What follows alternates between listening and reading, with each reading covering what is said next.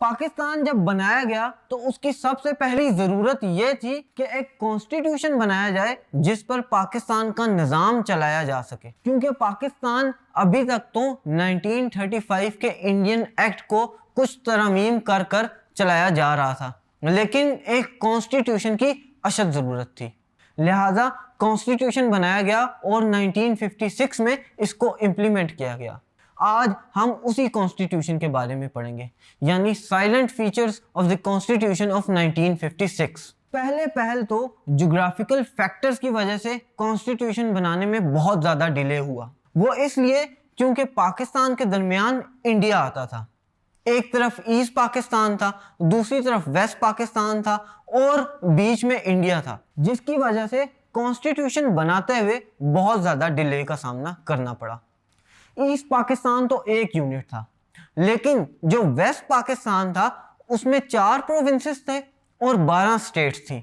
तो सबसे ज्यादा इशू ये आता था कि रिप्रेजेंटेशन किस तरह की जाए, यानी इन 4 प्रोविंसेस को और 12 स्टेट्स को किस तरह रिप्रेजेंट किया जाए एज अ सिंगल फॉर्म।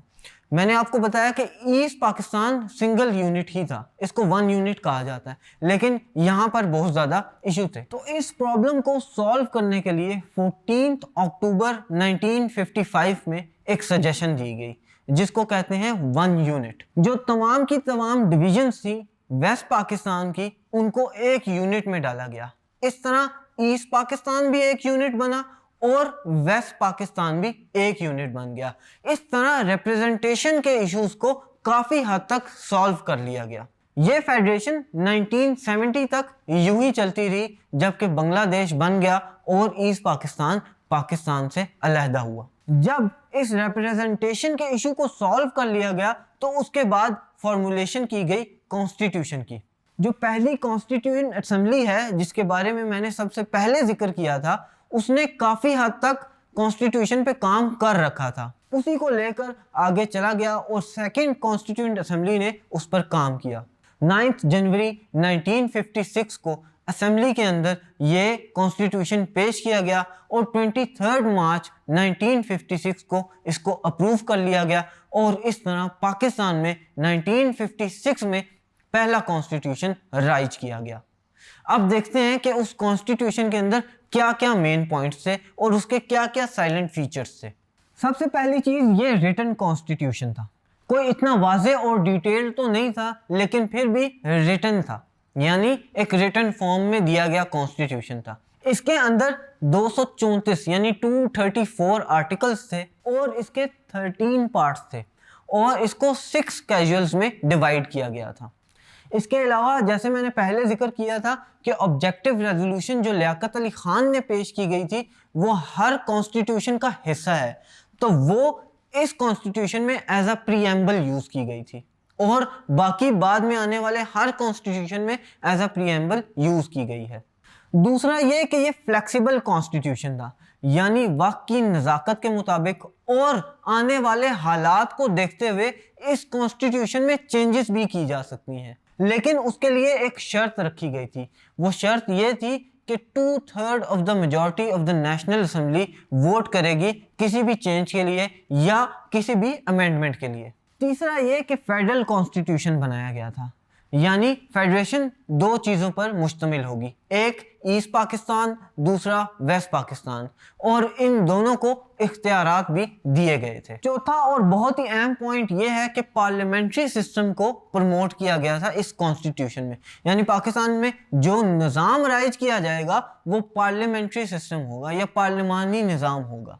इसके तहत प्रेसिडेंट जो है वो हेड ऑफ स्टेट होगा और prime minister head of government होगा। प्रेसिडेंट के पास बहुत ही नॉमिनल किस्म की या बहुत थोड़ी किस्म की पावर्स होंगी। The actual and real power rest with the PM, यानी प्राइम मिनिस्टर के पास ज्यादातर या रियल में पावर होगी। प्राइम मिनिस्टर अपनी कैबिनेट बना सकता है, लेकिन इस कॉन्स्टिट्यूशन में लिखा गया था कि वो कैबिनेट नेशनल असेंबली को जवाबदेह होगी और जो प्रेसिडेंट इलेक्ट होगा वो नेशनल असेंबली और प्रोविजनल असेंबली दोनों से लिया जाएगा और उसके बाद प्रेसिडेंट इलेक्ट होगा और उसका टेन्योर 5 इयर्स का रखा गया था। प्राइम मिनिस्टर को भी रिमूव किया जा सकता है अगर नेशनल असेंबली के 3/4 ऑफ द टोटल मेंबर इस बात पर राजी हो जाएं। पांचवा पॉइंट इस कॉन्स्टिट्यूशन का यह था कि यह यूनिकैमरल लेजिस्लेशन होगा।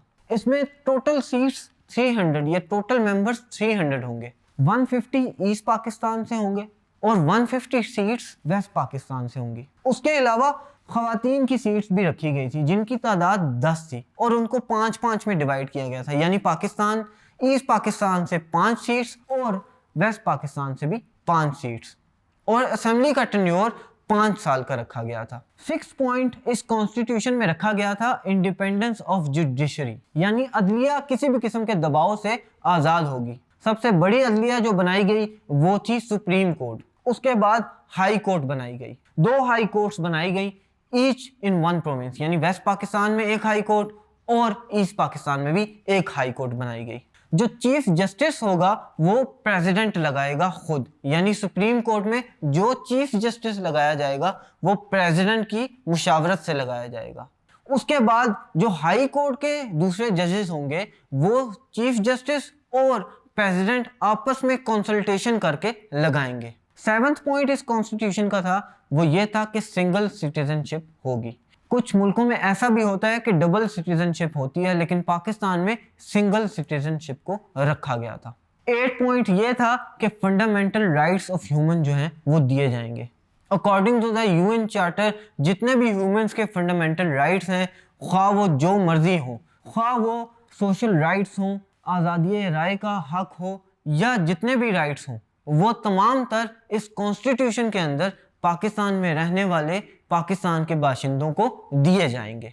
9th पॉइंट था ऑफिशियल लैंग्वेज, यानी पाकिस्तान की ऑफिशियल लैंग्वेज क्या होगी। कॉन्स्टिट्यूशन के तहत उर्दू और बंगाली को स्टेट लैंग्वेज करार दिया गया, जबकि इंग्लिश को ऑफिशियल लैंग्वेज करार दिया गया, यानी जो भी डॉक्यूमेंटेशन होगी वो अंग्रेजी जुबान में की जाएगी, जबकि स्टेट लैंग्वेज बंगाली और उर्दू को दिया गया। इस कॉन्स्टिट्यूशन के अंदर बहुत सी कॉन्स्टिट्यूशनल इंस्टीट्यूशंस भी बनाए गए ताकि पाकिस्तान को बेहतर तरीके से चलाया जा सके। इसमें ऑडिटर जनरल है, चीफ इलेक्शन कमीशन है, पब्लिक सर्विस कमीशन है और इस्लामिक रिसर्च इनिशिएटिव भी हैं जो कि इस कॉन्स्टिट्यूशन के तहत कॉन्स्टिट्यूशनल इंस्टीट्यूशन में बनाए गए थे। इसका 11th पॉइंट है इस्लामिक प्रोविजंस, यानी पाकिस्तान के अंदर इस्लामिक प्रोविजंस को राइज किया जाएगा। जैसा कि मैंने आपको पहले बताया था, सॉवरेनिटी है, कुरान और सुन्ना है, इसके मुताबिक पाकिस्तान को चलाया जाएगा और पाकिस्तान में इस्लामी निज़ाम को राइज किया जाएगा। इसलिए इसका नाम शुरू में इस्लामिक रिपब्लिक ऑफ पाकिस्तान रखा गया था। ये थे इस कॉन्स्टिट्यूशन के 11 पॉइंट्स। अब बात करते हैं कि ये कॉन्स्टिट्यूशन कितने अरसे चला और इस कॉन्स्टिट्यूशन के साथ क्या हुआ, यानी एब्रोगेशन ऑफ द कॉन्स्टिट्यूशन। ये कॉन्स्टिट्यूशन जो 9 साल की तवील मुद्दत में बनाया गया था, सिर्फ 2 माह और 7 महीने तक चल सका। अक्टूबर 1958 को जनरल मोहम्मद अयूब खान ने इस कॉन्स्टिट्यूशन को एब्रोगेट कर दिया। उसकी अपनी रीजंस हैं कि ये कॉन्स्टिट्यूशन सही तरह काम नहीं कर रहा था। ईस्ट और वेस्ट पाकिस्तान अलग अलग और जुदा थे और बीच में इंडिया था, इसलिए इस कॉन्स्टिट्यूशन को चलाना कुछ मुश्किल हो गया था। जनरल मोहम्मद अयूब खान ने जब कॉन्स्टिट्यूशन को एब्रोगेट किया तो तमाम तर पावर्स अपने हाथ में ले ली। ही एब्रोगेटेड द 1956 कॉन्स्टिट्यूशन।